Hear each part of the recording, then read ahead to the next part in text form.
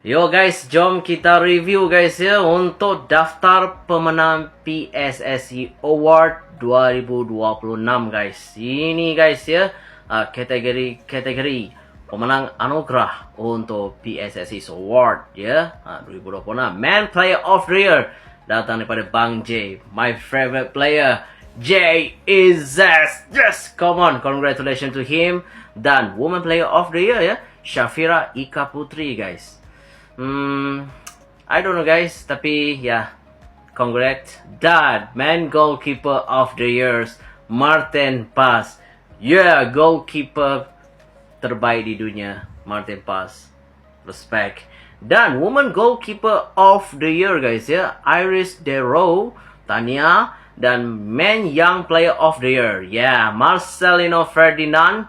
Dan Woman Young Player of the Year, Claudia Schneemann. Yeah, respect to him. I love him guys, ya. Aku suka dia guys. Lepas tu, Goal of the Year, Rizky Ridho, walaupun tak menang Puskas, tapi menang juga Goal of the Year. Dan Assist of the Year, Yan Sayuri. Dan Save of the Year, Kang Emil Aurero guys, ya. Hui. Dan jangan lupa guys ya, dengan beberapa anugerah lagi guys, iaitu Referee of the Year, iaitu Torik Al-Khatiri, referee yang terbaik.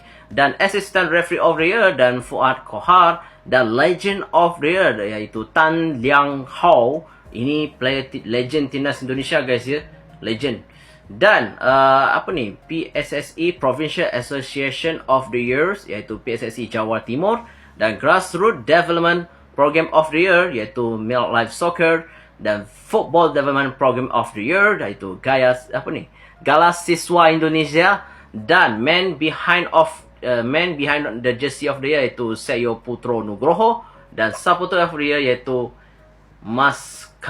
Maskaton.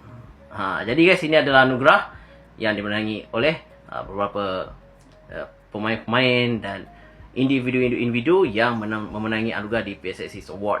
Guys, kita selalu mendoakan maju terus untuk sepak bola Indonesia. Dan kita selalu mendoakan timnas Indonesia, timnas putri juga guys, timnas futsal. Dan seluruhnya yang mewakili Indonesia, kita support. Semoga maju jaya guys. Ayo Indonesia, siapa kita? Indonesia. Itu saja. Assalamualaikum.